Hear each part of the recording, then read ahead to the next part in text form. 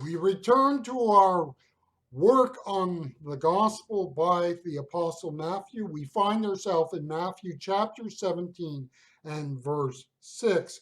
I'm going to be reading from the Everyday Bible, which is the New Century Version.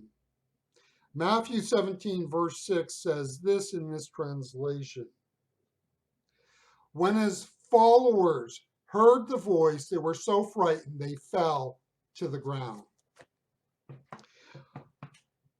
We talked in the last study about the fact that it's not always so much about what is said, but how it is said, how the voice is heard. Understand that it was not so much that they heard the voice speak as much as they, in that moment, understood intuitively who was doing the speaking. It was not the words, it was the voice itself. There was something within that voice that made them quiver, and in the process, they hit the deck. It is amusing to me over the years that some people have said something to the effect of, well, when they get in front of God, they'll tell him what they are thinking, as if they will one day be able to go in front of God and just give him a piece of their mind about how he has run this world and run this universe. Over the years, I've heard in various ways people indicate that being in the presence of God at the end of the ages is no big deal. The disciples hit the deck just like that. The New International Version gives us the word terrified. The disciples knew what they heard, and they were looking for the exit. Have we in modern evangelical theology taken a saber-toothed tiger and de-toothed, declaw, and domesticated it? Does the God of our churches create terror in the hearts of our people? Is the God that we teach and preach one that people feel they can turn their backs on because there's nothing to be afraid of?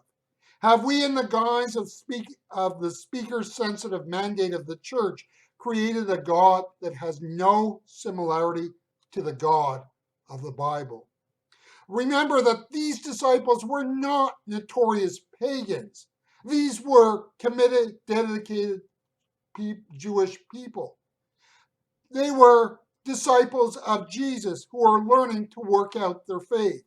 If they were terrified, what would it say of those who will come into his presence with all of their sins unatoned for? The dilemma that faced the first generation was the one of taking an Old Testament understanding of God and revising it in light of what Jesus' coming said about God. And this is a huge, huge thing, and much of this is not recorded.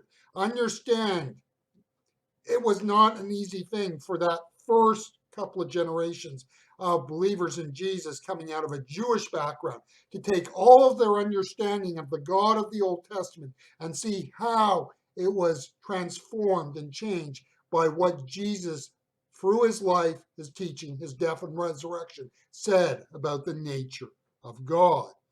In the Old Testament, the unity of God was emphasized and the otherness of God was emphasized.